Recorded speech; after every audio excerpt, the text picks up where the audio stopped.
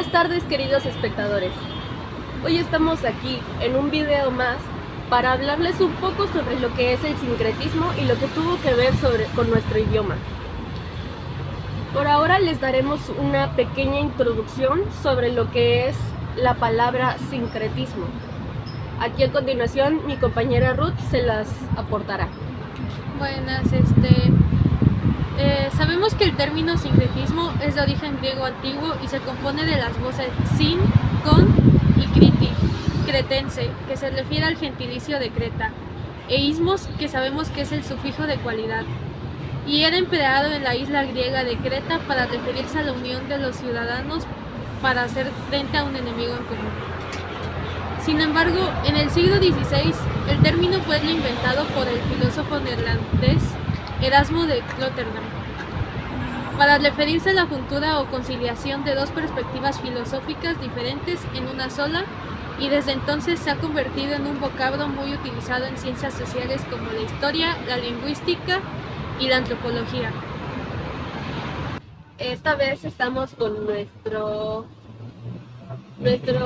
invitado especial, Rubén, que va a ser nuestro especialista el día de hoy y nos va a contar un poco sobre el sincretismo y más o menos cómo lo relacionamos con nuestra lengua, que es el español.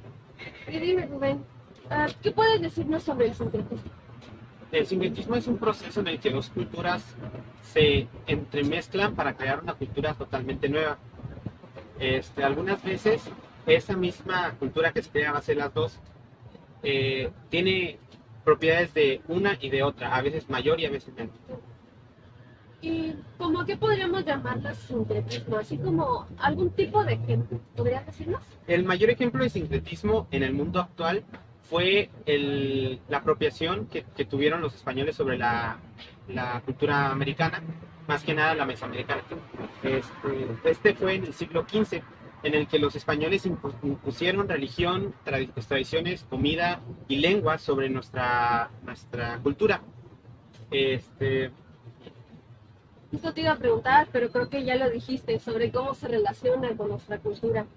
De hecho, influyeron en otros temas que puede ser la literatura.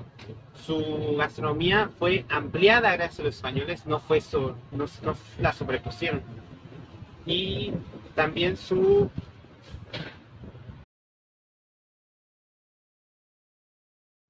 Hay evidencia de que las primeras formas de comunicación aparecieron en nuestro planeta hace aproximadamente 70 millones de años. Podemos hablar de una forma muy efectiva de comunicación que era la señal de humo, las cuales ayudaban a las civilizaciones a señalar sus territorios o enviar mensajes de posibles amenazas para el hombre.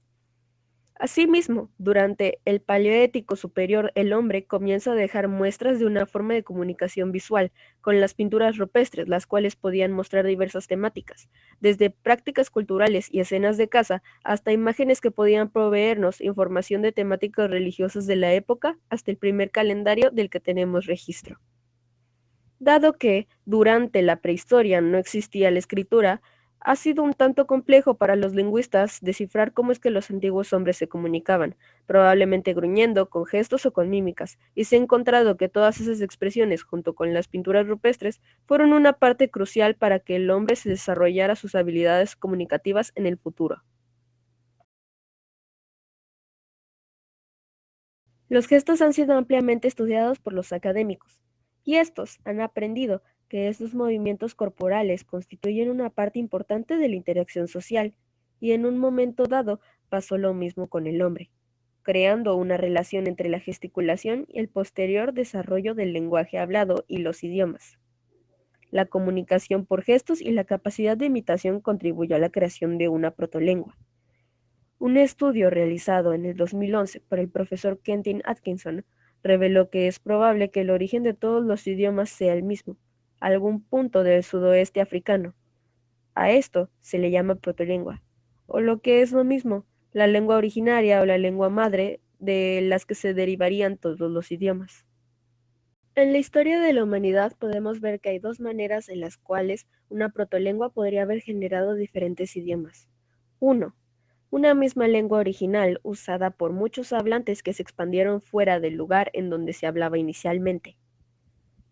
2. La lengua aprendida por las personas ajenas a cierta comunidad y que, al aprenderla, la mezclaron con la propia. En cualquiera de los casos, la lengua original sufriría ciertas modificaciones hasta que no se entendiera más la original.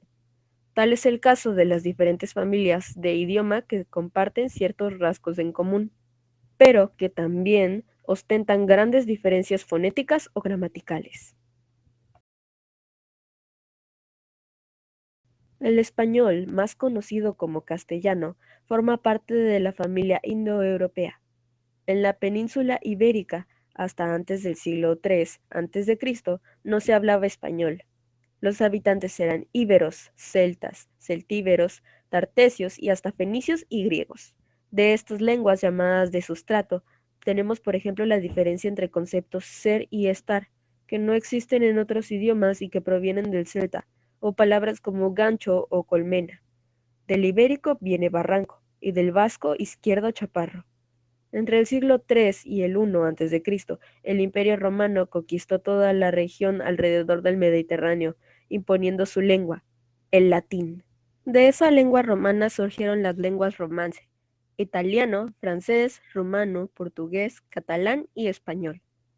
Al mezclarse con las lenguas locales, el latín vulgar, es decir, el latín que hablaba del pueblo, no el idioma culto en el que se escribían los libros, formó varias lenguas, entre ellas la de la religión de Castilla, el castellano.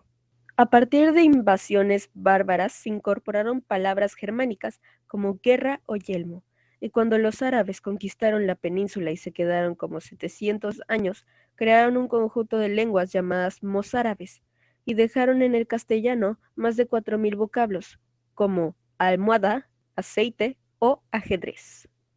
En el siglo XIII, Alfonso X, el Sabio, intelectual y promotor de las artes, estandarizó lo que ahora conocemos como castellano medieval, dándole importancia al dialecto de Toledo. En 1492, los reyes católicos Isabel I de Castilla y Fernando II de Aragón se unen y consiguen expulsar a los árabes. Hacen del castellano el idioma oficial, los eruditos unifican su gramática y su ortografía, y lo expanden por todo el país. En el Siglo de Oro, un periodo histórico en el que florecieron el pensamiento, el arte y especialmente las letras españolas, surge el español áurico, que, aunque ya unificado, aún presenta muchas diferencias regionales. Por ejemplo, en la mayor parte de España, la C y la Z tenían pronunciaciones diferentes a la S, pero no en las Islas Canarias ni en Andalucía, donde se pronunciaba solamente S. Y Sevilla, en Andalucía, era el puerto de enlace de donde partían los conquistadores hacia América. Muchos habían nacido ahí, y la mayoría habían pasado un buen tiempo viviendo en la región. Por eso los latinoamericanos decimos cerveza y no cerveza. Cuando los españoles conquistan América, el castellano se mezcló con las lenguas de sustrato de cada región. México aportó vocablos del náhuatl, como tamal, chicle o tomate. El quechua de Perú y Bolivia aportó caucho, condor y papa. Y sin las lenguas antillanas como el taíno, no tendríamos palabras como barbacoa, canoa o hamaca. Y se discute si la palabra huracán es taína o maya. Y dime, Rubén, retomando el tema anterior de la cultura, ¿por qué crees que llegaron a llamar apropiación cultural a lo que es el sincretismo? Más que nada, se le dio una connotación negativa a lo que es la apropiación cultural por el hecho de que lo ven algo como malo, aunque realmente algunas veces no es malo, ya que ayuda a que las culturas avancen y prosperen en algunos casos. Es como el odio que le tienen a España y en México, ¿no? Exacto. Sí. Es un odio que le tienen, pero en sí lo ven malo el que hayan apropiado culturalmente nuestra cultura. Ay, no.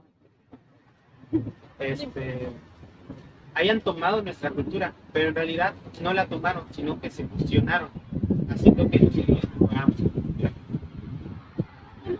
Podríamos relacionar, así como ya dijiste, el sincretismo con el hecho de que las culturas no son, por así decirlo, herméticas y estuvieron afectadas a dichos mecanismos, que son el filo de las diferentes opiniones y diferentes religiones que se fueron agregando. Las culturas, como dijiste, no son totalmente herméticas, porque, como mencionaste, hay muchas culturas y situaciones que influenciaron en que la cultura avance. Dando otra vez el ejemplo de lo que pasó en Mesoamérica con la apropiación cultural, con el sincretismo de España, que fue el cambio lingüístico que nos dio drásticamente con lo del español y en algunos lugares náhuatl y maya, haciendo que nuestro idioma cambiara por completo, pero no siendo igual al de España, por lo tanto no es totalmente métrico. Como ya se nos ha mencionado que ninguna cultura es totalmente pura y no es realmente fiel a lo que eran sus orígenes. ¿Podrías contarnos un poco de lo que pasó entre las culturas, por ejemplo? Exactamente, las culturas no son 100% iguales a su pasado, pero no eso hace que no sean fieles a su origen. Dando un ejemplo, nosotros seguimos festejando lo que es el Día de Muertos, seguimos comiendo el pozole, algunos pueblos siguen hablando maya, náhuatl, y se sigue practicando el juego de pelota. El identificable pozole de carnitas muy buenas. Y dime, ¿por qué crees que aún existe tanta crítica hacia lo que es el sincretismo hoy en día, aunque hayan pasado muchísimos años en lo que fue ya la colonización?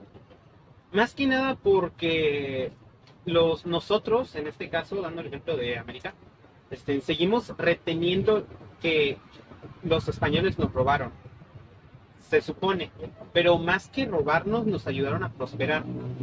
Nos aceleraron el tiempo en el que avanzamos, ya que ellos estaban más avanzados que nosotros en varios temas. Entonces, lo que hicieron fue impulsarnos a llegar a una etapa en la que hubiéramos tardado años. Y más que nada se le tiene odio por lo que, como mencionamos, la apropiación cultural que ellos tuvieron. Pero eso es como que al final el sincretismo al final no termina cambiando en lo que nos vamos a convertir o en lo que somos, sino no nos determina realmente como si fuéramos una persona. Más que nada.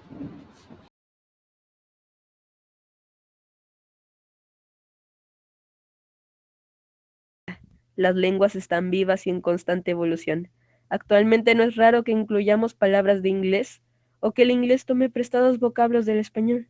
Y lo mismo, intercambio sucede con otros idiomas.